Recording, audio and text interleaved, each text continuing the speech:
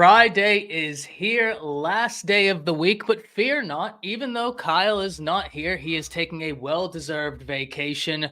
Coach Sean and I, we have you covered for all of your Alabama rumors, news. We're going to talk about a little bit of everything today, Coach. We're going to talk recruiting. We're going to talk transfer portal. We're going to talk Michigan. But before we dive into any of that, I'd be remiss. Coach, how are you today? I'm good. Better than I deserve. Always good. Always good. Even when it's bad, it's still good because it could always be worse, man. Blessed. Blessed. Love it. 100% coach blessed. And we were blessed yesterday talking about the defensive side of Alabama's early signing class and this recruiting class as a whole. Time ran out on us, and we still have two names that we need to cover today before we jump into the offensive side. That is my fault. Time got away from us. We got a little bit overzealous, excited about some of these prospects, but we saved some great names on the defensive side to jump into today. Coach, I love linebacker play. Talk to me about Quinton Reese, a three-star guy out the state of Alabama. When I turned on his film, it was instantly noticeable to me that this was a guy that was asked to do a lot of coverage in high school and did hmm it very well. And that is huge in the modern era. Why do fans need to be excited about Quinton Reese and keeping him home? Quinton Reese, straight out of Ramsey High School in Birmingham. Definitely what we call a 2023 type linebacker.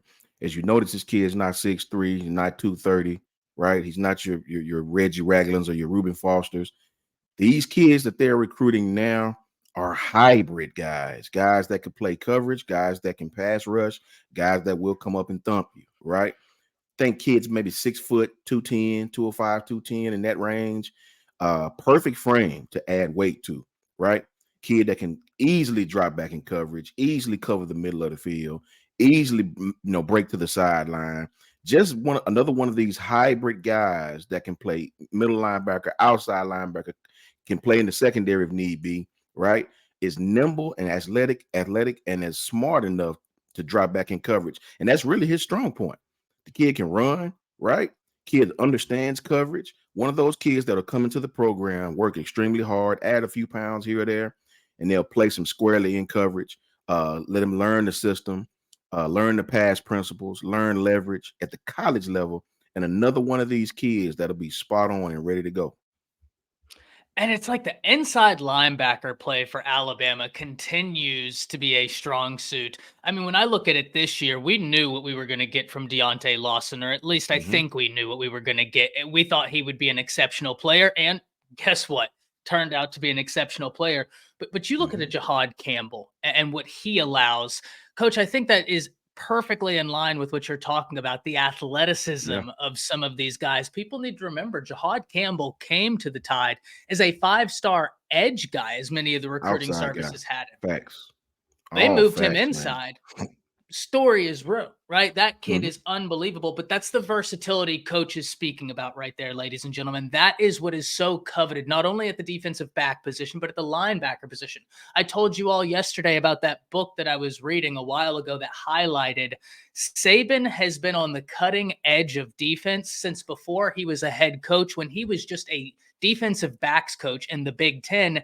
He saw where this was moving, which is why he's able to adapt. And before we get into our secondary guy, before we jump into offense, I have something to ask of everybody in chat. Thank you for joining us today. So happy to be here with you. As Coach said Exactly. earlier, absolutely blessed. Drop us a roll tide, a fire emoji, or an elephant emoji if you are floored, over the moon with what this Alabama coaching staff and Nick Saban did on early signing day. And if you still have some guys you want, drop them down in the comments. We might sit here and talk about it if time allows. Really interested in hearing from all of you. You make this show exactly what it is. Now, Coach, I'm going to give you the floor on this one. You yesterday so eloquently were talking about the defensive back recruits that Alabama got, and you thought this was the best defensive back haul in the nation. A lot of other teams did great work on the trail. I think I have to agree with you. What Alabama did was sneaky good. Jamir Grimsley, talk to us about him, Coach, because we just got done talking about versatility. I don't know if there's a player that's more synonymous with versatility than Jamir Grimsley. Why is he such an exciting player? Listen, I'll tell anybody about Jamir. This kid, Jamir's got to be 6'2", 6'3", taller kid. I think he's around 6'2", 6'3", maybe even 6'3". This kid is probably 185, 190, somewhere along in there. The kid can play offense, man. He may possibly have had a better offensive tape than defense, right? But if the kid is good enough to play defense as well. Very, Coach Saban loves those rangy guys, those Drake Kirkpatrick-esque type guys who have a little height on them, a little bit of size, in their first or second year. Kid that's very, very good in coverage, kid that will come up and smack you, kid that will catch that thing, and take it to the house easily. So it's going to be exciting to see where they play him as well.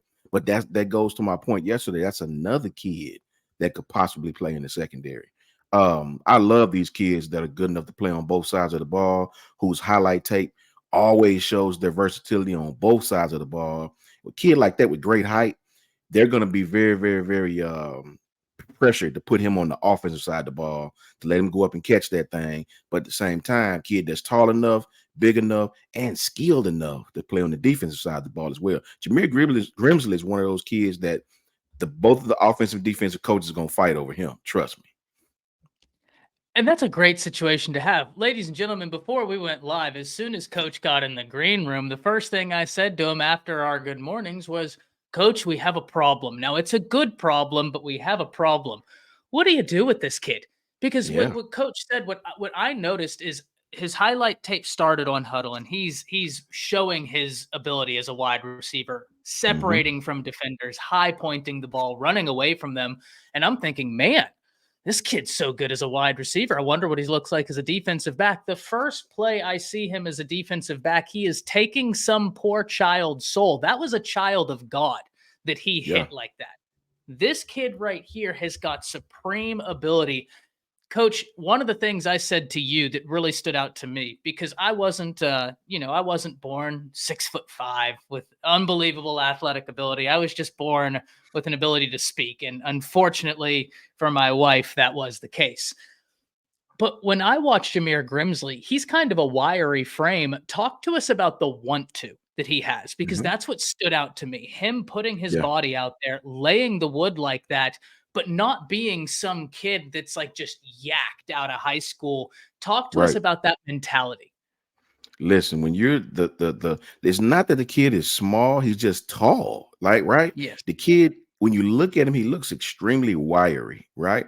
But that's because the kid has a lot of height on him. This kid could be kid could be closer to 6'4" than 6'2".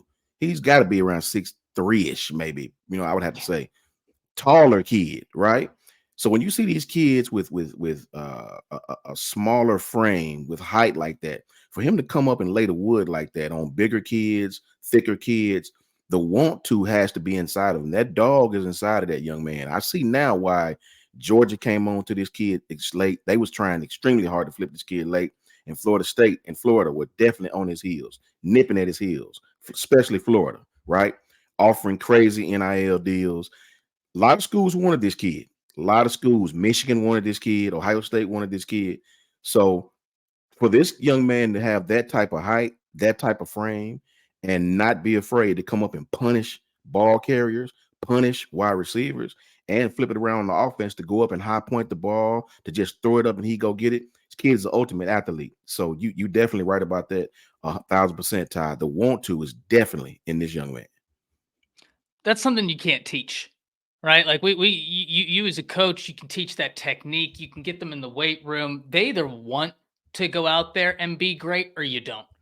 And I think that's something that blows me away about what Alabama does. We were talking yesterday about Kayvon Thibodeau and how he knew Alabama's pitch wasn't for him. And I was perfectly fine with that. Why?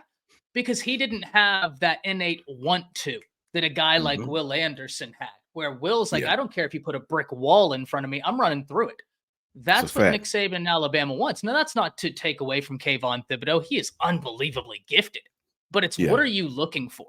And Alabama has a supreme ability to find what they're looking for. Now, Coach, before we pass it to the offensive side, we have a question here from the Man Cave 1976. And I think this is a good one.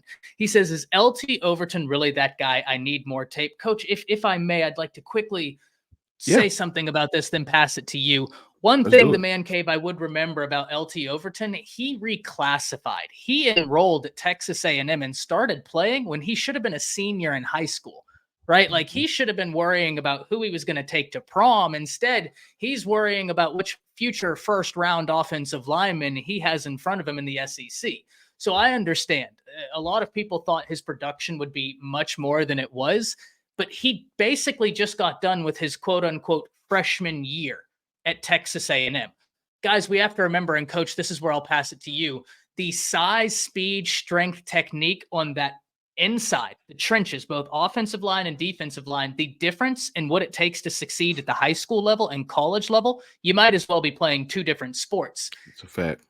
Their strength and conditioning coach left, Coach Sean. Texas A&M's did when Brent Venables got to OU. That was a big hit, in my opinion, to Texas A&M, and I think we started to see that. How excited are you about LT Overton? Because personally, I was elated when Alabama got him out the transfer portal. I'm extremely excited about this young man. I wanted him out of high school. Here's the thing that we need to know about LT. $5 super chat while we're talking from the Inquisitive Prince. Coach, will you explain to the UGA fans bragging that they have the #1 recruiting class that Coach Saban recruits for a specific player to fit Bama? That's 100% facts, Inquisitive. I'll get to that. Give me 1 second and I'll hop right back on you, Inquisitive. As far as LT, the one thing that I like we touched on yesterday, I think Texas A&M used him wrong, right? This kid came out of high school. He was about 275, right? Out of high school, 265, 275 on the high side of pushing 280. They made the kid lose all of that weight. Kid lost all of that weight, and they tried to turn him into Dallas Turner, right? They only let him put his hand on the ground on third downs. They tried to stand him up on early downs, right? Tried to turn him into something he wasn't, right? I don't think he's quick like that. He's more a DN, a true DN, right? Kids that could play the 3 to 5 technique. So Bama's going to add that weight. When he was at Bama just a few weeks ago, I was told he was like 255, 260. So Bama's going to put that good weight back on him. The kid's natural frame is about 275 or 280. Wouldn't shock me at all. By the time the season gets here, he's pushing that again, right? With the sports science and resources that Alabama has, putting weight on this kid won't be a problem at all. Not on that frame.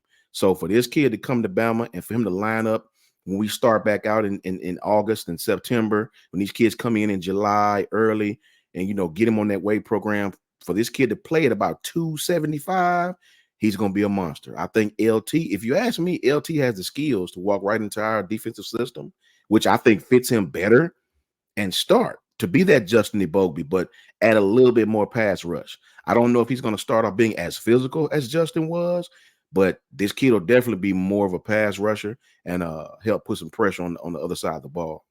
As far as Inquisitive, like we touched on yesterday, Inquisitive, let them brag about that all day. They had on the high side of 30 recruits, like 27, 28 recruits, right? They should have a better class. They had a couple more people than we did, right? So it's okay. The difference in class 1 and class 2, you're splitting hairs, man. Like you're splitting hairs big time. The difference in 2 to 3, you're splitting hairs, especially when you look at the overall ranking percentage of the classes. They're very close. So let them brag about that. We don't have to brag. We won the SEC. They're at home watching us. Coach, I couldn't have said it better myself. Inquisitive. Listen, that's why you asked the question to Coach, because Georgia did sign a great class. Getting that flip was huge. As much as Georgia signed a great class, and their fans should be excited about the talented young men they have coming into that building who will help them continue trying to push towards success, Bama fans, you need to be just as excited.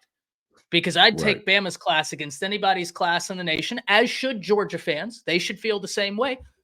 But Coach, you absolutely nailed that answer. Now, we have a lot of people asking about the possibility of Evan Stewart, and we're going to transition over to the offense. With so many people asking about Evan Stewart, Coach, I think it's only right that we start talking on the offensive side about the wide receivers Alabama has gotten. And we'll start it with Evan Stewart. Do you expect him to be added into the transfer portal acquisition list for the Crimson Tide? What are your thoughts with Evan Stewart? You know what, man? In my humble opinion, I don't know if Evan Stewart would be at Bama. I was told that it was some, I don't want to use the word friction, but I was told that it was some doubt from his family. Like I said yesterday, I didn't realize that his brother was a DB that played at Bama. I forgot his name. Maurice. Was it no, was it Maurice Stewart? I can't remember, but his brother played here, DB, transferred to Georgia, and it was a lot of mess behind that. And from what I hear, his mother was it rubbed the family wrong, I suppose. And but that's not to say Coach Saban won't go in and smooth things over and get that young man, right? If the young man is serious about his future, he knows a program like Alabama can only enhance what he brings to the table. With this NIL day we live in, a lot of things can be fixed with with a couple of George Washingtons, couple of Benjamins, right? So, you know, I don't really know the ins and outs of that. I'm not sure what's really going on with that, but I'm pretty positive Alabama will be in play for him if he goes in the transfer portal 100% and makes himself available. Because a talent like that, you almost have to kick the tires on that. You have to, no matter what's happened in the past or things of that nature. But I don't really have any information on whether he'll have Alabama as his top, but you should be able to find out here pretty soon because his time is ticking, right? So I hope we get a talent like that. If we don't, God bless the young man. We have great receivers on the roster now that I'm excited about, right? So either way, I think it's a win for Bama. Whether we get the young man or whether we don't, I think we're in good shape right now and could pop Maurice Smith. That's it. I'm sorry. Thank you, JC. And shout out to Travelpreneur Sports Podcast. Shout out to Al Sanders. Shout out to everybody in the chat, man. Roll Tide to you all. I'm not sure. Like I said, I'm not sure. I hear things from different people down there, and it's going to be interesting. It's going to be interesting the next couple of weeks to see what Evan does. He can only know that he could add value to himself and to this roster by coming to Bama. Shout out to Katrina Blackman as well.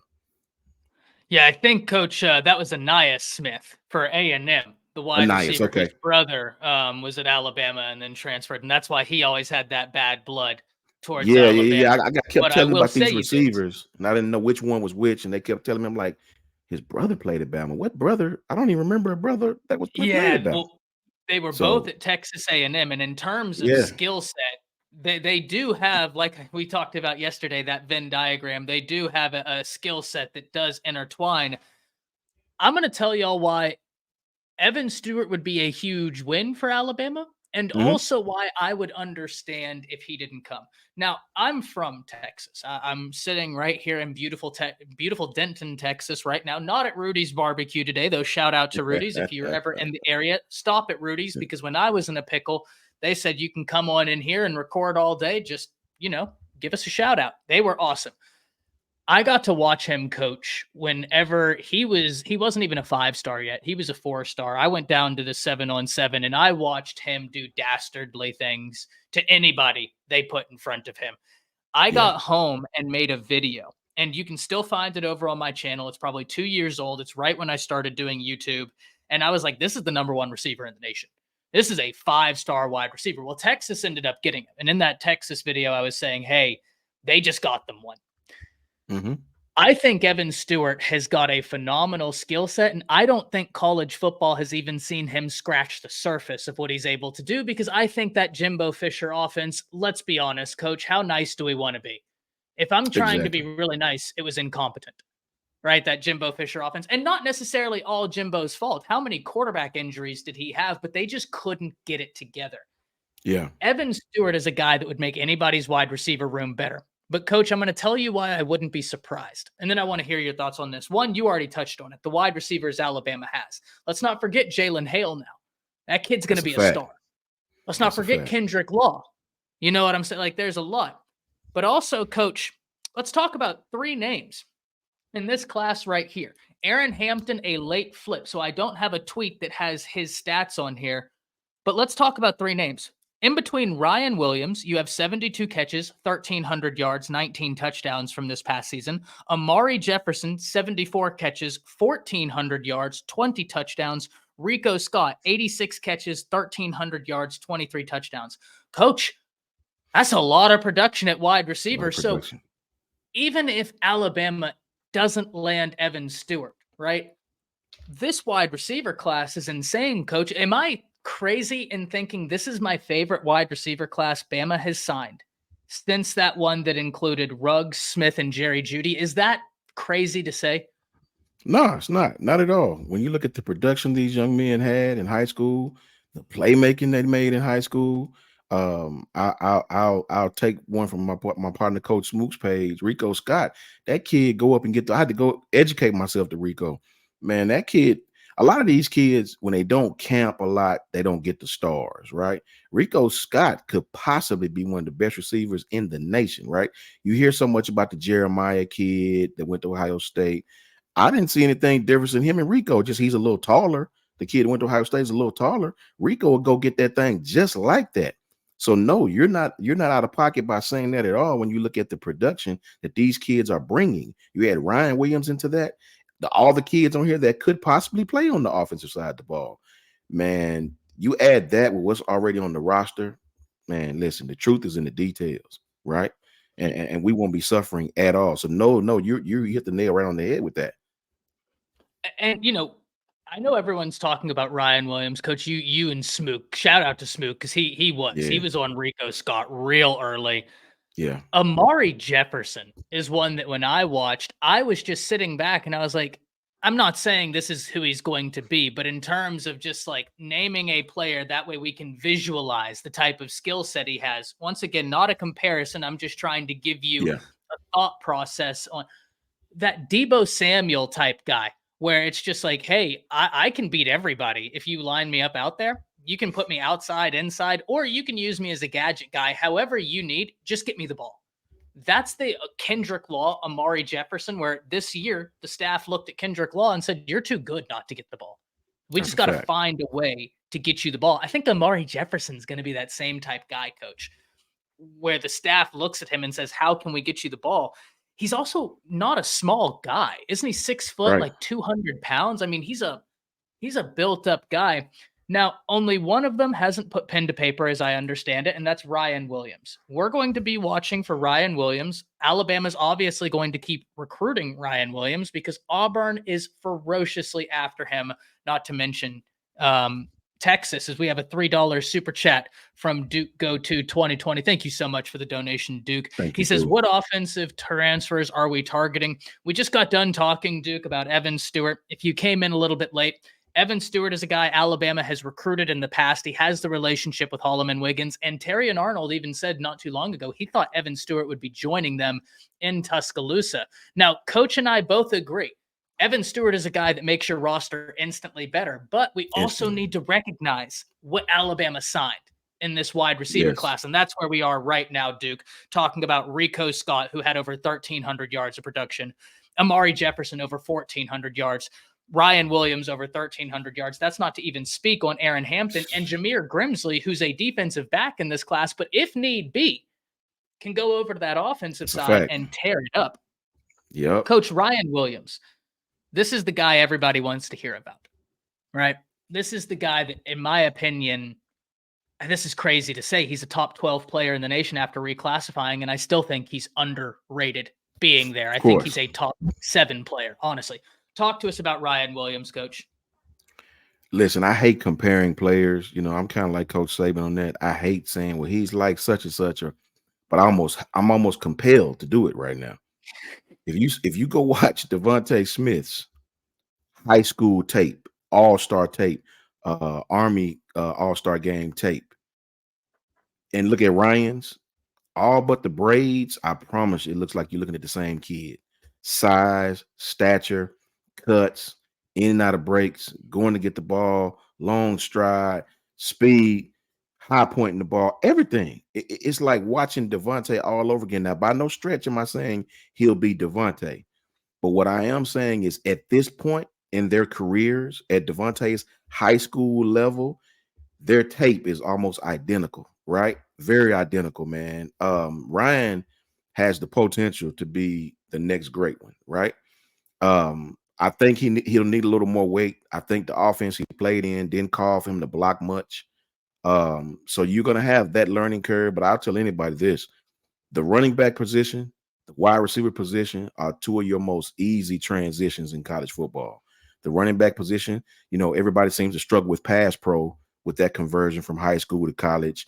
The wide receiver position, everybody sort of struggles with getting off press coverage. It's a difference in running by a defensive back in high school, but it's a difference in putting somebody like Terrion Arnold in front of you. It's a little different, even for the most talented high school wide receivers. If you remember, guys, Devontae Smith's first year, as good as he was, he only had like 9 catches the whole year. Now, he had one in the game against Georgia that was the biggest catch of the year, but he didn't have a lot of production because you still have that learning curve of high school to college, even though it's a small one from those positions. So I think Ryan will be just fine. Come in, get in a college weight room program, learn the finer nuances of stepping on toes and things of that nature, the little fundamentals that they teach wide receivers at the college position. And I think Ryan has the potential to take off, right? Look for Ryan to get in there early and make some plays. So yeah, you're 1,000% right, Ty. One thing you said, Coach, that I love talking about these transitions, and this is something I hint on whenever I talk about trench play. But this is what I always say. Ryan Williams and, like, for instance, LT Overton. These guys in high school, you could be watching their huddle film and LT Overton has me blocking him. Well, he's going to Yeah. run right through me and sack the quarterback, right? Ryan Williams could be on the outside and have me in press coverage. Well, you might as well just go ahead and raise your hand, right? Like, he's going to. So that's why, Coach, I love that you bring that up, because it's easy to sit there and watch film and we can talk about all the good things they do, but this might as well be a different sport. We're talking, there's Yeah. no baseline athleticism in high school football. God forbid they could have me starting out there. In college, there's a baseline athleticism, or at least in Right. theory, there's a baseline athlete. In the SEC, there's a baseline athleticism. Love it. Now, Duke asks a follow-up question, Duke, and I do want to get to this because I think I misinterpreted the extent of your question. Duke says, I was here. I meant other offensive transfers, line, etc. Thank you. I floated this early, Duke. Coach, I'm interested in hearing this for you. Now, I don't know of anything. This is just me giving my opinion.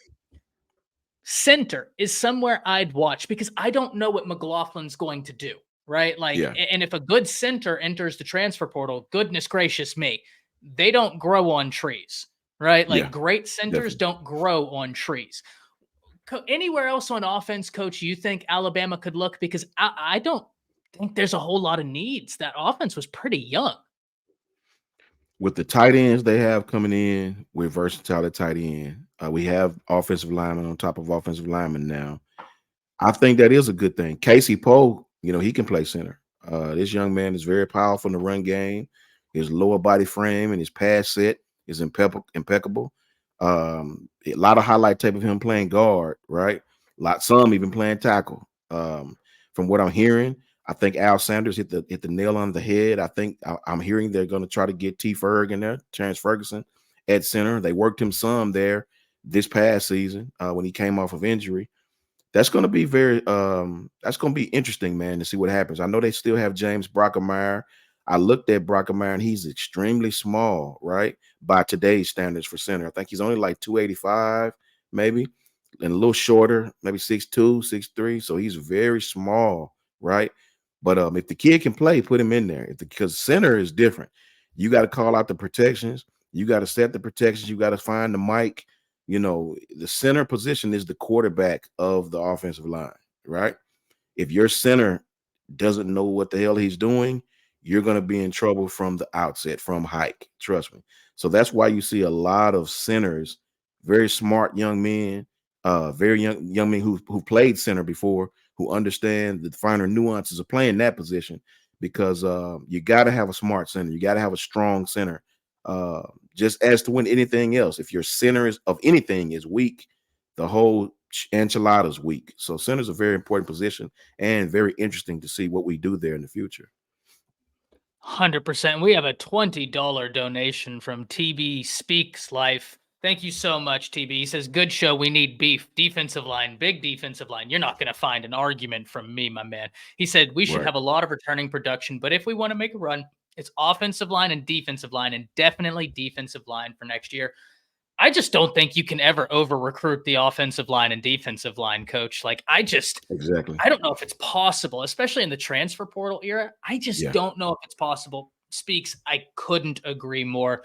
Now, Coach, before we start talking about the offensive line and some great signees, there's one more player in that wide receiver acquisition class. I just want to pass it to you because you hopped in the green room this morning, and this was the first name you dropped to me. Aaron Hampton from the state of Texas. Yeah. Talk to me Yes. about why you're so excited about this young man. Listen, I challenge anyone to go look up Arian Hampton's tape. It's going to remind you of Jalen Waddle. Now, I'm not saying he will be Waddle, right? Shout out to my boy Jan Sports. Jance, man, Jance. Anybody ask Coach Jarek about this young man, right? Ask Coach Jarek about this guy. Jarek can break it down like no other, man. Arian Hampton is absolutely outstanding. The kid could play anywhere. Another one of those kids we've been talking about that could play anywhere. I'm so selfish, bro. I'm so selfish. I gotta have him on offense. Please, Coach Saban, put that young man on offense because that man is lightning in a bottle when he get the ball in his hands. Everybody go watch that man's huddle tape. Go watch his highlights. That kid get the ball in his hands, man. It's like watching lightning just go. He's a threat. That's the best way I can sum this young man up. He is a threat. Straight up there. JG, what's going on? Roll Tide to you, man. Um, I remember this kid in the beginning of the season. We were on him hard, right? I think he ended up committing to Texas or whatever the case may be early. Uh, I think he had a good relationship with Jeff Banks, I think it was. Then one of those, the guy that used to be at Alabama. And Hey, man, it broke my heart, bro. I really wanted this young man. We need kids like that. You know, the kids Isaiah Bonish, but this kid seems like his vertical may be slightly better. I'm not sure about that, Isaiah, if you're watching. But on film, this kid is, you know, you got to have kids like that. The more Isaiah Bond type kids you can have, the more threat you have, the more weapons for the quarterback position, right? Jalen Milrose coming back into his final year next year to add these type weapons. Can you imagine if we get somebody like Evan Stewart and have Arian Hampton and Milrow? Like what you gonna do? Like, what are you gonna do? I gotta get my flag Hulk on the Hogan play. on. Yeah, get Yeah. my Hulk Flag. Hogan on. What you gonna do? Like, what are you going to do, man, with that type of talent? So for me, you know, Arian Hampton has to stay on offense to me. Now they may put him on defense. I don't know, but I would love to see this young man with the ball in his hands. I think he's going to be on offense, coach, because you Hmm. want to know who he reminded me a little bit of. Someone who I think Saban was sad to see go. Aaron Anderson, Arian, right? yeah, Like, yeah, I think when you heard Saban talk about Aaron Hampton, he said he's a dog. Coach, what did yeah. he say about Aaron Anderson and Kendrick Law when they first came? That was the first thing he said about them. He said some guys just have that mental ability that knows I might not be with the first string yet, but I'm going to Yeah. push to where I'm there. He said that's the Mhm. dog. He was talking about Law and Aaron Anderson. Like, I'm so excited about Aaron Hampton. I couldn't agree more. When he flipped, I was over the moon. He's going to Yeah. find a place on this team. I have no doubt about that. Let's get into the big boys, coach. The big meat of the offensive line. Casey Poe coming to Alabama, the number one guard in the nation. He is not alone. You also have William Sanders, who Alabama keeps home, and Joseph Yeah. Ionata, who I must admit, I love Joseph Ionata's Yeah. film. Love all their film, but Ionata, that kid plays with a violent intent that I love Yes. for my offensive line. Coach, three additions in this offensive line class, but I think one thing I want people to remember, Coach Walford has hit the trail real hard. Bama signed a phenomenal offensive line class last year that just didn't get to play outside of Proctor. What do you think about this year's offensive line haul in connection with last year's offensive line haul? I think these kids are going to be on the interior. Now they have the talent to play tackle. You know, Casey Poe's around 6'5", 6'4", 6'5", and I think Joseph might be 6'4", 6'5". I definitely think Will be on the inside. Will is I watched him in the All-Star game against Mississippi. Very strong in the run game. Very thick pass set. Very. You could definitely tell he's been playing guard for a while. I'm sure in high school they probably had a kid of his size playing every position on the offensive line at some point. But I do believe in in college, Will would be on the inside. It's going to be interesting to see where they put Casey at, center or guard. I think Joseph would be a guard as well. I think we recruited a lot of tackles last year with Aileen and Wilkin Formby and all those long kids that play tackle. When you play tackle, you have to be a bit of a better athlete, right? You got to have long arms. You got to have that long torso, because tackle, you're out there on an island by yourself going against most of your better pass rushers. When you play tackle, people sometimes don't understand the difference. Guard is a trench warfare position, right? You know, it's almost, guard, all your blitzes are coming from the inside. You have to be really, really strong in the run game on the interior, right? Tackle, you almost have to be an athlete. That's why a lot of tight ends who get oversized and eat too much end up becoming tackles. They want your tackle to be a best athlete, because a lot of times you're going to be out on an island in a pass set in pass pro against one of their best athletes coming off the edge full speed. So you got to be able to get out there and attack the man. That's the difference in tackle and guard. That's what Caden struggled with in the beginning of the season, until he could get his timing down, pass set down, hand placement down, footwork down. But guard, I think Will be on the guard. I think Joseph would be at guard, but I think Casey Poe could play guard or center. I think this kid is a little more versatile. All these kids are road graders. They'll move you, all of them, right? And always remember, guys, when you come from high school, very rarely do you see young men on the offensive line coming from high school to college that don't struggle with pass pro, that don't play a little high. That's just normal coming from high school, right? Even the greats, Andre Smith, all the tackles we've had, Jedrick Wills, all these guys, Leatherwood, when they came from high school to college, they struggle with playing high, right? So don't be fooled by that. They'll work with these kids when they get in college, and I think they'll have a great career. These were the beef inside, the interior. I think the beef outside was recruited last year. So the future looks extremely bright.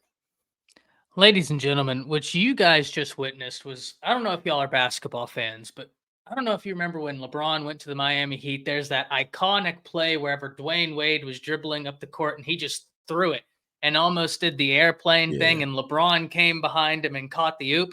That's what just happened.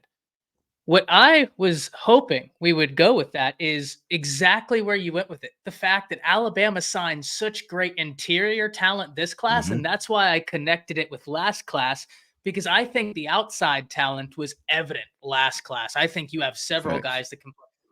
We just had an oops situation, and I want it to be known to everybody in this chat. We did not plan this. There was no script levied today. We just came in here and said, we're going to talk about the offense, and we're out here making plays like the big three. Shout out to Kyle. Shout out to Smook. Shout out to Coach Jay. The remaining of the team not here, but two of the five out here throwing oops and dunks to each other, having a great time. Coach, I couldn't have set it up any better myself. Everything he just said, ladies and gentlemen, if you have pen, if you have paper, run it back, take some notes. He just dropped some game on you. Love that. We've talked about the wide receivers. We've talked about the beef. Where should we go now, Coach? Should we go to tight end? I think that's probably the most natural transition, right? I mean, we've talked about the big guys. We've talked about the wide receivers. Let's talk about the hybrids.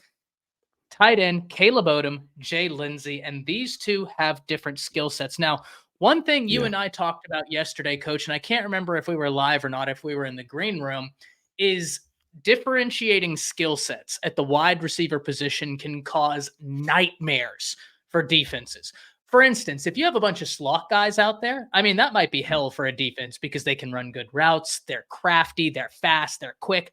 But if you have a true number one out there that's a possession receiver that you got to worry about, you got a burner at your number two, and then your slot guy's crafty, well, now the defense has to account for everything that you could want to throw at them. Right. I feel that way, Coach, about Caleb Odom and Jay Lindsey, because I feel like both of them have the ability to be dangerous, but in different capacities. Let's start with Caleb Odom. Comes in per the 24/7 Sports Composite just outside of 5-star range at number 47 overall in the nation, the number 2 tight end in all of high school football, and a top 10 player in the state of Georgia, a state absolutely lambasted with talent. Why is this such a big addition, Coach? Am I wrong for being as excited as I am about Caleb Odom and what he could do in a Reese offense? Nah, you're dead spot on, Ty. I tell people this. With Caleb, this kid is probably 6'5", 215, 220. He's light. He may not even be 220, about 210, 215, right? This kid's just a bigger wide receiver. Now he's not gonna block anything yet, right? They didn't ask him to do a lot of that. They split him out at the wide receiver. The kid played all the wide receiver positions. He played the tight end and the X and the Y. He played everything. And the Z. He played everything if you watch him. They lined him up everywhere, inside, outside, slot, everywhere, right? You got to have kids like Caleb Odom, like Amari Niblack. These are going to be your kids down the road that get matched up on a lot of linebackers, a lot of safeties at times, right? These kids will win those one-on-one battles easy peasy, right? This kid is 6'4", basketball player, go up and get that thing. I think this kid coming out of high school, to me, is even more polished than Amari Niblack was. This kid is a straight route runner. I watched this kid run a dig, and I was like, whoa, right? They had him and another young man run a high-low route, and he was the low route, the tallest guy. And I couldn't believe this kid coming in and out of his breaks like he did, dropping his weight. I couldn't believe that kid. I'm like, this kid's 6'5". So, man, to get Caleb Odom was huge. Trust me, that young man, and it's difficult because in Alabama's offense, you have to be able to block, right? For them to play you full time. I think Amari is just now getting that physicality to block. He got roughed up a little bit in blocking schemes, right? So I think Amari is just now getting his feet under him and understanding how to play tight end. And I tell young kids all the time here at JC, don't get so enamored with catching passes, right? If you're playing tight end, because in NFL, you have to be able to block. Even the greatest tight ends, even Travis Kelce, even Kittle, all these young men can block as well. They don't take them off the field on the run plays and put them on the field on the pass plays. You got to be able to be a complete tight end to play at the University of Alabama. So those skills will come to Caleb in time, but the pass catching is not a worry. As far as Lindsey, man, listen, this kid, believe it or not, I know this may sound crazy, he may be a more well-rounded tight end already.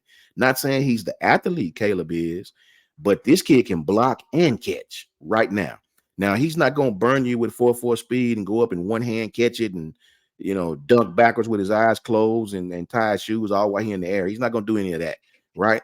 But if you're looking for a kid to go across the middle and catch the ball, good, sure hands, and a kid that will line up in 12 personnel and put you on your back, he's it. This kid can do both. If you watch his film, he did both. He can catch and he's physical in the run game, right? As an inline tight end, he's physical, man. This kid is very, very physical. He gets both of his feet under him. His leverage is good. He comes off the ball with a hat on a hat. He understands turning. He understands if the play is coming behind me, turn the guy this way, turn the guy that way. So that tells you he understands blocking schemes. So he may be a more well-rounded tight end at this point in their career, but Caleb Odom is definitely by far the best athlete. It's like you said, that's what you call those good kind of problems. We love good problems, Coach. We love to have good problems. You're always going to have problems in life. This is a truth we all need to accept. Let's make them good problems. Let's keep it on that. Coach, there's one thing from an outside perspective I have to ask very quickly, because I've always operated under a theory that tight ends right now, if I was a defensive coordinator, that would be a position that would keep me up at night. Is if you have a guy like an Amari Niblack, for instance, he's too big and strong for defensive backs, but he's too fast for your linebackers. Those guys would keep me up with nightmares at night. And I think Caleb Odom is one of them. As a coach, do you think that's an accurate depiction of like the modern era? Is if you get one of those tight ends that have the ability to do everything and be a receiver threat like a Caleb Odom, like a Brock Bowers for Georgia, Travis Kelce, how tough is that for defensive coaches to account for? Man, that's exceptionally tough. And I'll tell you where it's the most tough at with the personnel that we have. Coach Jay is a master at this. Draw up 13 personnel in the red zone, right? Unbalanced line with Caleb Odom and Amari Niblack in the lineup, inside. How are you going to defend that? Like, who are you going to put on that to defend those guys, right? A safety, that's a win for us. A corner, you're going to go, that's a win for us. A linebacker, coming across the field, mesh route, that's a win for us, right? So you're spot on. You're spot on, man. Coach Mook and Coach Jay, they're very good at breaking those kind of situations down. And I got to take a hat from those guys. Yeah, The personnel that we have right now at that tight end position and the versatility that we have. You want some guys that'll block and knock your head off? We have them. Oots, we have them. You want some guys that'll line up and put your defense in a precarious situation, trying to cover them? We have them. You know what I mean? So it's one of those good kind of problems. So you're straight on base with that, Ty. I couldn't have said it better myself. That's a reason why, coach, the tight end position, I get so excited in modern offenses. The tight ends, Alabama has been able to recruit Danny Lewis, Amari Niblack, Jay Lindsey, Yep. Caleb Odom. I am so excited because I think Alabama fans are about to be real happy. And especially if we can keep Reese, pitch to him, hey, learn under the GOAT, and you will get far greater opportunities. I know Indiana was looking at him. You give the GOAT Yeah. 4 years at your young age, Indiana is not going to be calling you. You're going to have major brands calling you That's a for fact. head coach. Let me Reese, say this too before you get go off ahead. that, By Ty. all means. By all Robbie means. Oots, to me, that's Yes. my guy, man. Look, Robbie Oots will be drafted. You watch. Robbie Oots will be one of those kids that'll go into the NFL and play 14 years, right? Because he's such a versatile Army switch knife. Guy can play tight end, guy can play H-back, guy can catch passes, guy can block, guy can catch the short routes. I mean, this kids like that who don't flash on film is what the NFL love. They love those kids like that that'll play special teams, that'll line up in sub package and can just do whatever they want to do, right? So when you come to Alabama, you show those type of skills and you put out good tape. And the kids don't understand today. It's not about how much tape you have. It's about what you do when you get on tape, because these guys cut film up, right? They cut it up, they watch. They don't care that you scored a touchdown on this play. They want to know, what did you do from play to play to play to play? Did you take plays off? Are you putting forth great effort? Cutting the tape up and watching these kids. Robbie Oots is the classic example of a kid that you don't hear a lot about, does a lot of the dirty work, but a kid that the NFL love kids like that. Love that, coach. And you're 100% right. Robbie Oots is such a weapon to this team and everything that he offers. 2 more players on the offensive side, coach, and then we're going to talk us some Michigan. And we might go over a little bit over an hour today, coach, if you have a little bit of time. That way we can give the people a good conversation on Michigan. We have the quarterback, Julian Sayin. We have the running back, Kevin Riley. Let's start with Kevin Riley. Alabama flips him from Miami, keeps him home to give them a running back in this class, to the surprise of nobody. We know Nick Saban likes keeping running backs. Coach, something you and I were talking about in the green room is that coming to Alabama as a running back, there's a luxury to this, in that Alabama has such a loaded running back room that whenever we look 4 years in the future, 3 years in the future, we know what these NFL draft scouts do. They devalue players that they can try and get the best value pick at the best draft spot. If you can draft a guy that you believe has second round talent in the 4th round, you're winning as the guy that's working for your team. You mix that with how they already do running backs, where they devalue you. Coach and I were talking in the green room that Alabama offers a luxury of saying, look at a Josh Jacobs. You can be a running back by committee, give us 1 year, and the NFL is going to come calling, and you will have a long, lucrative career there. Coach, how excited are you about Kevin Riley? Extremely excited. I wanted Kevin Riley, right? It came down to Kevin Riley and I forgot the young kid that went to Florida. Jaden Baugh. Jaden Baugh, that's his name. Give me Kevin Riley. One, the kid is from the area, right? So he understands the pressures of playing Alabama football, right? The kid is right here in the backyard. It just don't seem logical for you to go 15 hours to Miami, right? Just don't seem logical. The kid looks like B-Rob when you see him holding the ball with both hands, coming through the line of scrimmage, right? But he has a little bit more burst.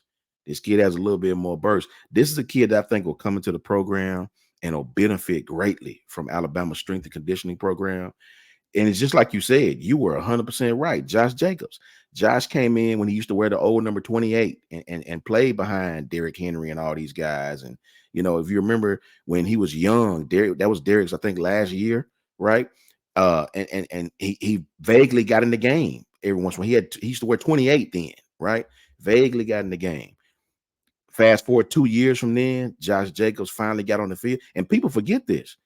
Josh, when he transferred to number 6, Josh wasn't the starter. Damian Harris was the starter. Josh was his backup, right? That's what goes back to what I used to say about you don't have to come in and get 25 carries and rush for 100 yards every game. It's good if you do, right? But you don't have to do that. It's just when you get your opportunities, take them, right? Josh came in and made his bones when he got his opportunities. And end up, Josh was the first rounder and Damian was the second or third rounder. So you're 100% correct on that, man. Kevin Riley, this kid is a perfect example of a young man that's going to come in, get on that weight program, get stronger, bigger, faster, a familiarity already with the program, already with what's expected, already with the outside distractions of Tuscaloosa. Look for the future for this kid to be a key cob in our offense as well. Add him to another great line of running backs, and you have what Alabama has always had, a top outstanding running back room. You know, Alabama's always had that running back room, coach. You say that, and Yeah. it's so true when we look at it. Alabama, in my opinion, has got to be running back you. And if you don't have them as running back you at the very least have them in the top 3 in terms of Yeah. historics, right? Like there's just no argument around it. But do you want to know what's really surprised me over the previous 6 to 7 years, coach? The quarterback recruiting and the quarterback play at the Alabama Crimson Tide. And that gets us into the last name being Julian Sayin. Coach, if I was to rewind the clock 15 years ago and told you, hey, you're going to have quarterbacks at Alabama like Bryce Young, Tua, Jalen Milroe, Jalen Hurts, and Julian Sayin, I think a lot of people would have been like, oh my goodness, like we've been winning with quarterbacks that are great. Jake Coker was great, not Yeah. Bryce Young, right? Like in terms of Julian Sayin, the next in line of the 5-star blue chip quarterback that Alabama has got. And coach, I love his ability. Whenever we're talking about Julian Sayin, I said this with Kyle. You can't teach the touch he has that he's able to put on these passes. That's God-given talent. From a coach's perspective, what makes Julian Sayin so special? When I watch Julian's tape, he has a strong arm, but I don't think his arm is as strong as some of the other quarterbacks on our roster. But what makes him special is accuracy. Now, his accuracy is some of the best I've seen. And to me, his accuracy is just strictly accuracy on the ball. Is Bryce Young-esque, right? This kid will throw off his back foot, falling back, and still put the ball right in the receiver's hands, man. Extremely, extremely accurate young man. And I think that is going to be his key component. Not a super big guy, right? Not a howitzer as an arm. I think Eli Holstein may have the strongest arm on the team, believe it or not. And we hadn't seen him at all, right? But Julian Sayin played in a very similar offense with 5 wide principles, 4 wide principles, spread offense, very West Coast style, dink and dunk, then go over the top type offense. This kid's his accuracy is unmatched, right? If you look at him in the Elite 11, and I know that's throwing against air, but at least it does show you a kid's accuracy. And that's what I really watch for with the Elite 11. That's the only thing I want to see is the accuracy drills. I don't care that you can hit a wide open receiver with nobody covering him, but I want to know, did the receiver have to stop? Did he have to go back for the ball? Did he have to pause? I want to know your accuracy. And this kid's accuracy is off the charts. I will say this, though, if I could offer one caveat, and you can ask Coach Smoot this, Coach J this, and yourself, Ty. Quarterback out along with offensive, defensive line, and corner may be your hardest positions to transfer from high school to college, right? You rarely look around the country, guys. You rarely, and I mean rarely, see freshmen start at Division I programs. Now it happens. Don't get me wrong. It happened here with Jalen Hurts, but freshman quarterbacks are very, very rare, right? Because the jump from high school to college when you're playing that position is exceptional, right? Quarterback is a very, very difficult position. For Julian to come in, first of all, for the kid to commit to Alabama with what we already have on the roster should tell you his mentality, right? The kid is obviously not afraid of competition, and he gets a nod from me from that anyway. If the kid is patient, if he's patient, he will be a first-team All-American here at Alabama. I will say this, give the kid a chance to come in, compete with Dylan Lonergan. I apologize for if I'm saying his name wrong. Compete with Ty Simpson, and that will sharpen him, right?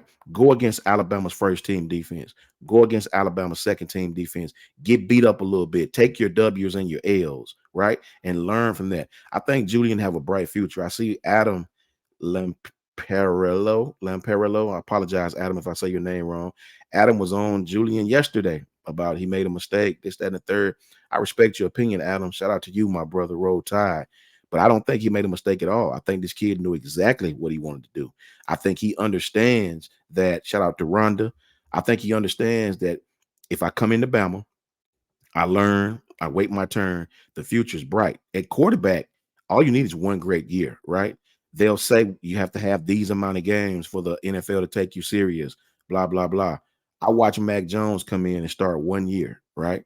When Bryce went down the previous year, a game or two here or there, but I watched him be the true surefire starter for 1 year, and Mac Jones was a first round pick, right? So Julian comes in, learns, makes his bones, and may even beat some of those guys out on the roster. I don't know. But as far as his talent, it can't be. Julian's the best quarterback in the nation to me. And for me, it's not even close. It's not even close in the accuracy department. Yeah, I couldn't agree more, Coach. And this is what I will say. You hit the nail on the head.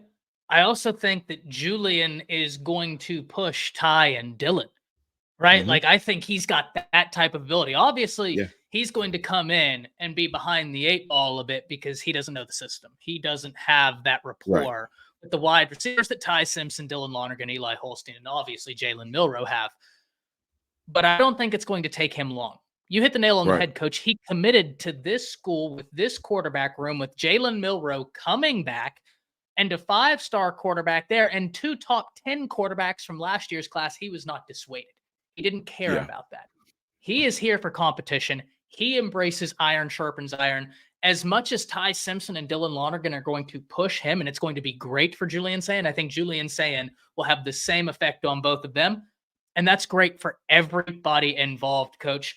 When we look at this, we've talked about the defensive side of Alabama's class. We've talked about the offensive side of Alabama's class. And to call back to something we were asked earlier about Georgia's #1 class, Georgia may have the #1 class in the nation, but are you at all disappointed with the names that we have presented with you over the past 2 days? Once again, ladies and gentlemen, hop down to the comments. Give me some fire emojis if you are elated with what Alabama signed. Coach, you know what time it is. As these moments wane down, we have got to talk about Michigan. And I want to give you the floor with a question. I think Michigan's a talented team. I think they're well coached. They're very disciplined. Here's my biggest question, Coach. Everyone I talk to, whenever they ask me what I think about Alabama, Michigan, every time I'm like, I think Alabama has a really good shot at this. They're like, oh, well, what about Auburn? This is what drives me up a wall, Coach. And I want you to speak about this because you're going to do so far more eloquently than I because of your knowledge of the game far exceeds mine.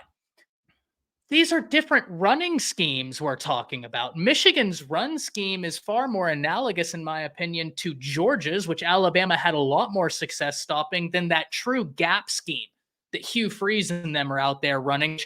That's going to give you problems. It's the basis of creating assumptions and then making you pick the wrong assumption and taking advantage of that. Am I often saying that these different schemes, these different running approaches that Auburn employs and Michigan employs, that Alabama's defense is better suited to stop that run scheme of the Michigan Wolverines than they were to stop Auburn's? Is that a fair assessment? Ty, you are 1,000, not even 100, 1,000% correct. Chat, do not let Ty Hayes fool you. This guy knows more about football than he's letting on. He is absolutely outstanding, and he exudes excellence. Do not let Ty fool you. I'm learning from this man, right? But yes, Ty is 100% correct. When you hear people talk about what happened against Auburn, when they ask that question, they automatically let people like me, Coach Mook, Coach Jay, Ty, Kyle, you automatically let us know that you're just a casual fan, right? No disrespect, but you clearly don't know the game. Auburn is built to give team defenses like ours problems, right? We've always struggled with those type of offense, the up tempo, fast pace, quarterback keeper, spreads you out. That's nothing new, guys, right? Coach Saban's defense has always sort of struggled with that type of offense, right? And again, it's a rivalry game, guys. We struggle at Auburn, always have, probably always will, right? So don't be fooled by that. Auburn has almost beat us in games at that place when they shouldn't have, right? I watched Bryce Young, a team that made it to the national championship against Georgia, go to Auburn and almost lose. We had to win in overtime down there. So don't be fooled, guys, right? It's a rivalry game, man. It happens. It doesn't matter how bad Auburn played against New Mexico. The one game they weren't going to play bad in, and that's against Alabama. And that's partially why they played bad against New Mexico, looking ahead, right? So when you hear fans talk about the Auburn game, if it's Michigan fans, bring up the Maryland game. If it's Georgia fans or Texas fans, I should say, bring up the Houston game. Everybody has one of those, right? If it's Georgia fans, bring up the South Carolina game. Everybody has one, guys. Everybody has a fall asleep game that great teams find a way to win. They don't lose those games. Don't matter what you got to do, you find a way to get the W. And that's what we did. So as far as us going into the Michigan game, Michigan runs a type offense that Alabama defends fairly well. Now they will give you some spread looks. They will line up in three receivers to one side, trips sets as we call it. They will show that, but that's just all window dressing. The formation does not dictate what they're going to do. They still going to run off tackle. They're still going to run downhill. They're still going to be power. Don't be fooled by the spread set. They still, to me, I love Blake Corum. I think individually, Blake Corum is one of the better running backs we've played against. Sometimes we go back and forth about Judkins and all these other. I don't think Ole Miss uses Judkins like this team uses Corum, right? I think Ole Miss uses Judkins in a up tempo way, in a hurry up, let me get the ball to him way. This team will come to the line of scrimmage still with 20 seconds on the clock, 10 seconds on the clock, and give him the ball off tackle. This team is patient. Me and Coach Jay and Coach Smook talked about it. They know who they are. They're not going to panic like Coach Jay said. They're going to run down here. They're going to try to bloody your nose. They'll take the 3rd and 4. They'll take the 3rd and 7 and still run the ball downhill. So that's what makes them dangerous. I'm not one of these guys that get so high about, oh, we're going to blow them out. I never do that. I never do that. You know, that's just me. You know, I'm the pessimist of the bunch by nature, and the truth is in the details, right? The truth is, here's the truth. Alabama has to play a solid game against this team, right? They'll be right in our wheelhouse. We should dominate this team based off what they run. But if we come out going 3 and out as we've been known to do, and punting the ball and keep giving those guys chances, you're gonna look up in the 4th quarter and you're gonna be in a fight, right? So we got to come out, play well on offense, do what we do, and don't help them, right? Let's not help them. This team, say what you want about them, but they made it to the college football playoff, right? Now, we all know their schedule was like wet toilet paper. We understand that, but they're there, right? And if we don't play well, they could cause us some problems, period. We should beat this team. They in our wheelhouse, right? Michigan does what we defend well, right? They're sort of like Georgia with the run game, different formations and different schemes, but a power set nonetheless. We should dominate this team on a regular day.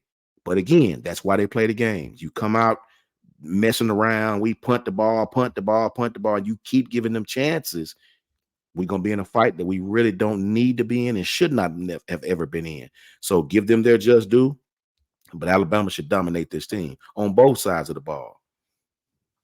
Yeah, and there's a comment right here I wanted to hit on. BWH, thank you for tuning in, as well as everybody in here. Thank y'all for tuning in. Y'all have been fantastic. You really make the show what it is and giving us talking points. So I can't tell you how much I appreciate all of your time. Time is an unbelievably valuable thing. And so spending it here with us means more than I could really tell you. But to answer this, BWH, Harbaugh, as I understand it, does in all technicality have a combo run scheme, right? Which allows him to kind of tap into some of the things, some very loosely speaking, some of the things Auburn and Hugh Freeze will do. Here's the problem, BWH, you are who you are. And I say Facts. that because I don't think that it's a winning recipe. I don't think it's conducive to success to be a certain way all year. And then when you face your biggest challenge, be somebody totally else because that person's brand new, right? Like if I've been me all year and I've been practicing boxing, for instance, and I'm in the southpaw and that's how I've practiced all year. If I get into my big fight and all of a sudden I switch up orthodox, I'm a brand new person. I haven't put myself in a position to be successful. So I don't think Michigan's going to totally change up their run scheme. Yes, Harbaugh does have a combo run scheme, but even in his combo run schemes, I find it to be far more based on power, coach, than something Fact. like a Hugh Freeze and Auburn are doing. Is that a fair assessment? I just don't think they're going to switch it that much. Let me say this to BWH first. Shout out to Ephraim Davis. You're right, Ephraim. No arm tackling, no high tackling. I couldn't have said it better. True. BWH, let me say this. You're right in the aspect that as far as scheme wise, the pulling pin with the guards, you're right in that aspect. But here's what I would debate you on, BWH. Auburn's offense is a quarterback versed, quarterback keeper type offense. Their whole principles, even on first and long, first and 10 to third and short, is to spread you out and beat you and get matchups in space. That's completely opposite of Michigan, right? Yes, they do pull their guards, they do pull and pin, as Coach Jay say, but Michigan's is more downhill, right? They don't feature their quarterback running the ball. JJ McCarthy will keep it, and I'm sure after watching the film on Auburn, they'll put a couple of like Coach Ty said, they'll put a couple of extra those runs in, right? But they are who they are. They feature their running backs, Edwards, Corum. They're coming downhill at you, right? And if you want to be technical, it's a big difference, guys, in spreading out five wide, let the quarterback run the ball, getting catching an odd front, having more guys on the offensive line, having less guys in the defensive front, spreading this out so the front seven is not a true front seven than it is a team lined up in 12 personnel coming downhill at you. It's totally different, right? So I get your point as far as the pulling guards, but Michigan is who they are, right? Every team pulls at some point. Every team has plays where they pulls this, that, and the third, pulling pin. Michigan lives in that wheelhouse. Michigan lives in coming off tackle. These running backs will have, I saw a game where one running back had 19 carries and the other one had 14 carries. So that's how Michigan is. That's not Auburn this year. If they did, it'd be the quarterback having 19 carries. So it's a totally different scheme. I understand when you pointed out the similarities. We just have to play our box against Michigan. Play your box, dominate the front seven, and we'll be perfectly fine. Now, Coach, let's take a top-down approach on this. Let's talk Alabama's offense versus Michigan's defense. The one thing I'll say about this Michigan defense, love their corner. Will Johnson, is it Will Johnson? Former five-star command. That kid's a dog. Like, that's going to be a really fun matchup. NFL scouts are going to be at the edge of their seat watching whoever he's guarding, a future NFL wide receiver from Alabama against a future NFL corner. That's a treat, ladies and gentlemen. Let's enjoy that matchup because from a football perspective, come on now. What more could you want? The best against the best. Come on. I love it. What I will say about Michigan's, they play very disciplined. Most of the time, they play very disciplined. And coach, I find in life, discipline can take you real far, right? I think college is a great analogy of this. When I got there, I had a professor tell me college isn't about being the smartest. It's about being the most disciplined. She's like, you'll find that some of the smartest people you know may not make it, but people that you don't deem to be like maybe as book smart, they might be far more disciplined and they're going to do far better. And it turned out to be incredibly true. Look at me. I made it through. And that should tell you everything. Discipline is the key, right? It's not about brains. It's about discipline. I made it through. But when I look at Michigan versus Bama, coach, they haven't played a quarterback like Jalen Milroe. Right. Like not even close to what I think we will employ.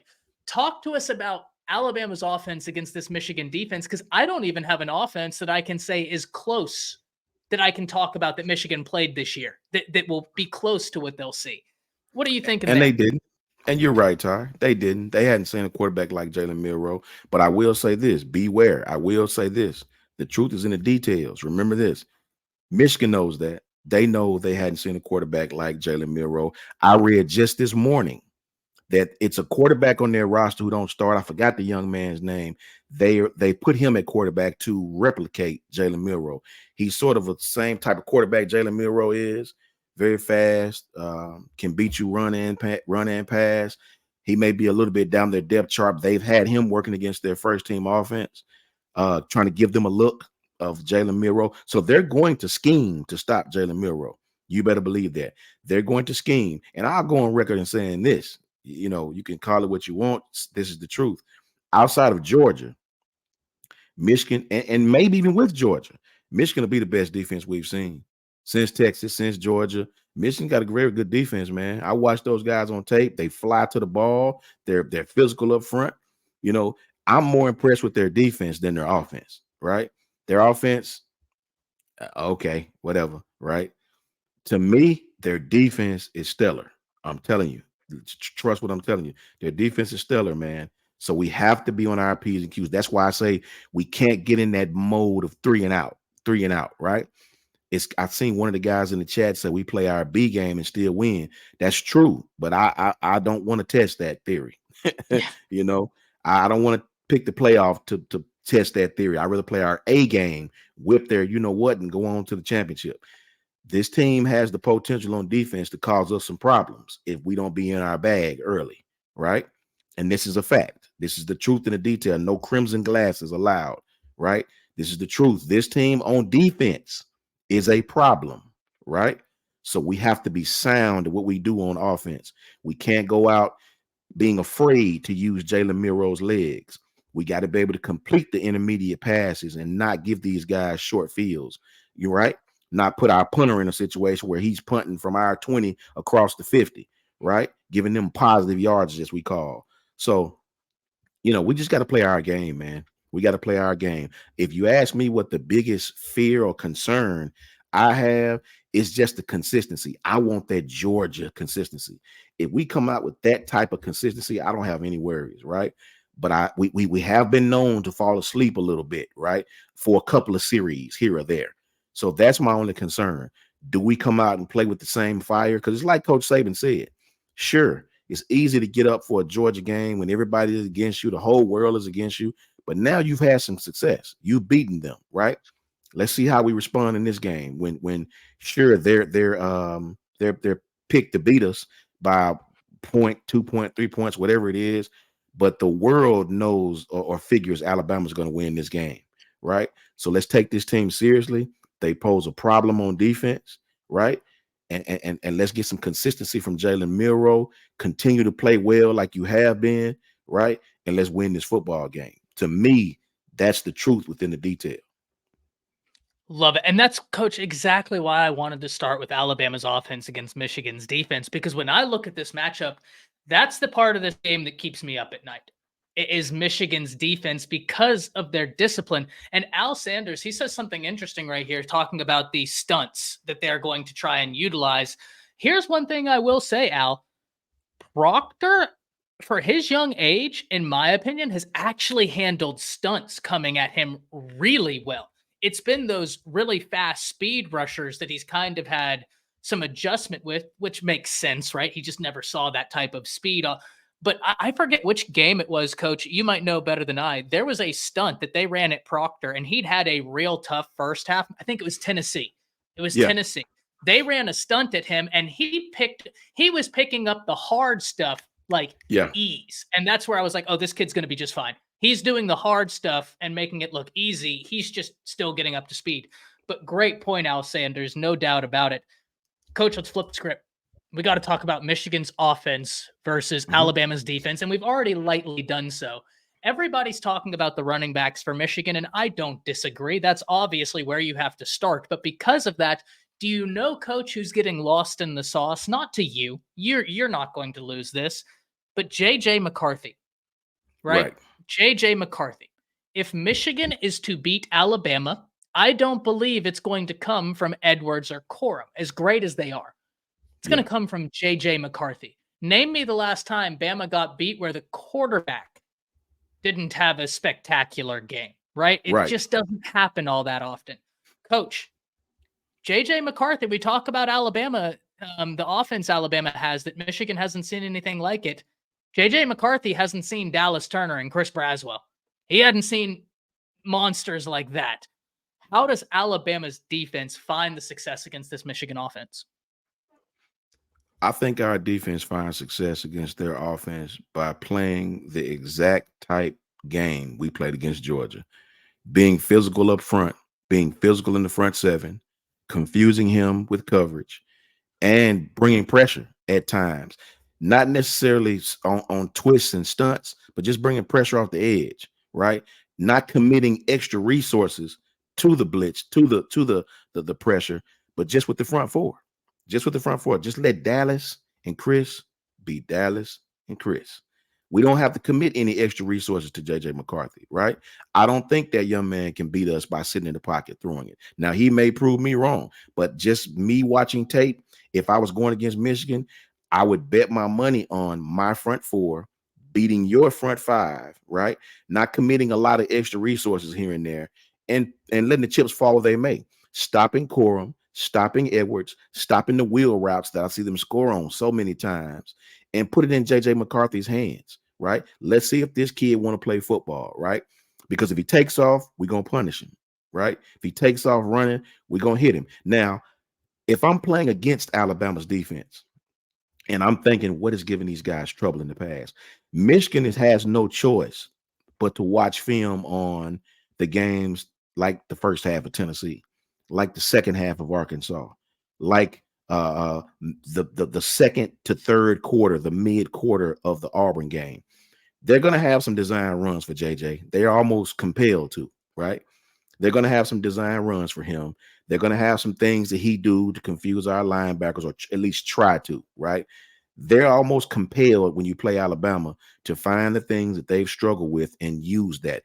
JJ is a good athlete. I'm not going to take nothing from him. He's a good athlete. But I do not believe JJ McCarthy can sit in the pocket on 3rd and 7, 3rd and long, right? And constantly beat us. I just don't believe that. And I think that's what Coach Saban is going to play to. I think you have to stop Corum and Edwards. If you don't stop those two guys, then everything else will open up for Michigan, right? Those are the number one assets. Coach Smook and another young man had some back and forth on Twitter about whether those were the best combo of backs that we've seen.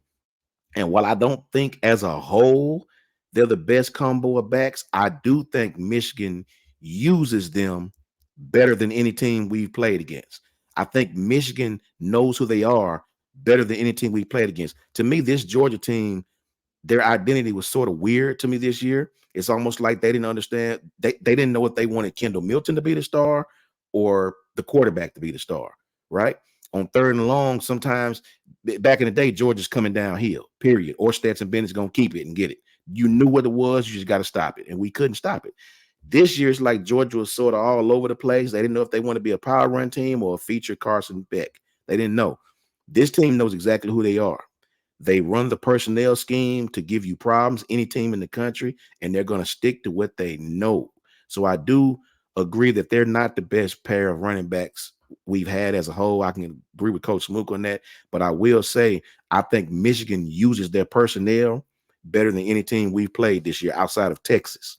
So it'll be a fight. It'll be a fight. But I do believe putting in JJ McCarthy's hands, make him beat you. And that's the key to success against them. I completely agree, Coach. I think that Michigan's duo is unbelievably talented. I don't know Yeah. if I'd put them over Judkins and Bentley Right. at Ole Miss, or I mean, I know the young man suffered an injury, so a lot of people. Jonathan Brooks out there at Texas was eating Texas. up Yeah. college football, and then they have Yes. Baxter, who's a 5-star who looks like a Cedric. 5-star. Coach, I don't know if you saw this today, but something really cool, not Alabama related, but we're all college football fans. We wish the best for all of these high school players as they take on their journey going to college. And that even extends to a Jonathan Brooks who goes to Texas. The young Yeah. man had like 8 offers coming out of high school, and the only Division I Power 5 was Texas. He was about to win the Doak this year. Yeah. Goes to show great evaluations can take you a long way. Now, Ephraim, he's got a great comment here. He says what Quinn did was get the ball out quickly. Here's the Facts. difference to me, though, Ephraim, and Coach, I want to hear your thought. One of the reasons why that's so effective for a Texas in particular is Quinn can get the ball out quickly, but they also know that A.D. Mitchell and Xavier Worthy can go vertical on anybody. Like they At have any that type time. of track running speed. Yes, sir. I don't see Michigan being able to go vertical to punish Alabama in the same way that Quinn was able to with those quick Yeah. passes, because that's what made it so dangerous for Sark, is you knew any second it's going to be quick. We're going to lull you to Yeah. sleep, and then boom, we're Yeah. going deep. What do you think Yes. about that, Coach? You hit the nail on the head. First, let me say shout out to Gil Cruz, Road Tide from East New York, Brooklyn. Shout out to Gil. That's our brother, man. Much love to you, Gil. Shout out to you, man. Al Sanders and Adam Leporello. Yeah, you hit the nail on the head. And remember this, added to what you just said about Texas can go vertical at any time with those guys, which is 100% facts, as we know. They run up tempo to don't give you a chance to set what you really need to set. They don't give you a chance to sub package. They don't give you a chance to you just have no choice but to play base defense, right? And they win that matchup, right? Michigan doesn't do that a lot, right? I've seen a few times where they went up tempo against Penn State. They're not an up tempo team, so we'll be able to sub package. We'll be able to sub as they sub. We'll be able to ship personnel in. We'll be able to pattern match them. So on defensive side of the ball. So no, I don't fear them going deep, right? You're gonna have to make me, and it's not that I'm disrespecting Michigan, because they very well could open with a 50-yard bomb just to throw us off, right? That's what I would do. So I'm not disrespecting Michigan. I'm just saying in the past of what I've seen on tape, you're going to have to do that to make me play you as such. I'm not going to come out and commit nickel resources to you until you make me see that you can beat us throwing the ball. So you're absolutely right, Ty. This is not Texas downfield by any stretch of the imagination. And I think Coach Saban's going to play them that way. Show me. If you want to beat me deep, show me. And then we'll adjust, right? But until then, you're 100% right. Coach, it's hard to believe we've been going for almost an hour and 30 minutes. We'll call this the Christmas special for Alabama fans, because usually these are an hour, but we had to go over. We had to do a light conversation on Michigan, and this was an absolute blast. Coach, I want to give you some closing words. You've given us so much of your time, so much of your knowledge today. Where can the people find all of your great content outside of when they see you right here? I'm still freshly new to Twitter. I am at JMHO Sports Talk. That's just my humble opinion. That's what it stands for. Just my humble opinion. At JMHO Sports Talk on Twitter, and right here on Bama Football with Kyle Henderson, the man himself. Shout out to Jan Sports. Shout out to at Coach Mook. Shout out to Around the Table Sports, Ty Hayes. You know what I mean? Shout out to everybody in the chat. And I'm very appreciative of everything you guys have done. Yeah, Chad, I can't speak enough about you giving us your time. As I said earlier, time is the most valuable resource there is. And so it's not lost on me that so many of you have been in here for an hour and 30 minutes, where some of you might have family that have already flown in. Some of you may be off work and your family's in the other room, and maybe you're using us as an out.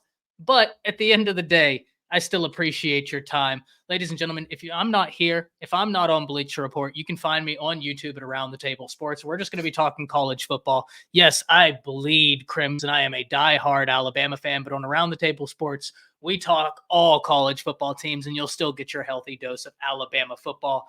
Before we get out of here, I have to give a quick shout out to Kyle. He is on vacation. He Yeah. is seeing his family. He is taking time off, because the man works harder than anybody I know, and he deserves the time off. But guys, be sure to drop the likes, hop down into the comments. If you're rewatching this tomorrow, hop down into the comment, let Kyle know one of your favorite episodes from this year, one of your favorite moments, because those interactions are massive, and Kyle deserves all the support he gets and then some. Drop likes, drop comments. If you're not subscribed, go ahead and subscribe. It is absolutely free, and you're just not getting free content like this out there. It is unbelievable. Coach, I've had a great time with you today. Everybody out there, we have had a ton of fun. Dare I ask a score prediction for Michigan before we get out of here? You know what, Ty? I'm very superstitious just from my days as a player. I mean, I'm a player that wore the same shirt for 3 years. I just watched it every game because I would have a good game. Even now, if my team is not playing well, hell, I'm gonna change shirts and all type. That's me. I'm sorry. I am the weirdo fan. Forgive me. I hate giving score predictions, man, because the last time I gave a score prediction, Clemson kicked our you know what, and I swore I would never give another prediction, and it's worked so far. But I will say this: Bama by 13. I will say that. Oh, and shout out as Ty just said, shout out to the TMH. I call him the TMH, the man himself, Kyle Henderson. That's the bro. That's the guy that's responsible for putting all of this stuff together. God is good. We appreciate him for that. Shout out to all my bros, man. I'm very thankful for all that. And let me say, shout out to my brother Kelvin Wyndham. This guy did 5 tours, right? He's a sergeant major here in Huntsville, Alabama. I hope you have a happy new year. Shout out to my brother Anthony Riggins. I think he was High Mountain, if I think he said that was his division. He was an 88 Mike. I've given him shouts out before. Shout out to both of those guys. I hope everybody in the chat have a great happy new year. You know, not too much eggnog. You know what I mean? Have a great Merry Christmas and make sure them kids have a good one. You know, it's all about the little ones and remembering that we all blessed. It could be worse, man. It could be worse. Shout out to everybody. Yeah, 100%. And I think if y'all have noticed a theme, Coach is the angel, I am the devil. So once you put those kids to bed, break into the eggnog, loosen Break up, it to have a good me. time. Have a Exactly. good time. All Exactly. rules are off. Merry Christmas. Happy holidays, y'all. We will see you very shortly. Thank you so much for spending your time. And until next time, that's it. See you. And Roll let me introduce Tide. you to my friend, the spinning wheel of doom on this holiday season.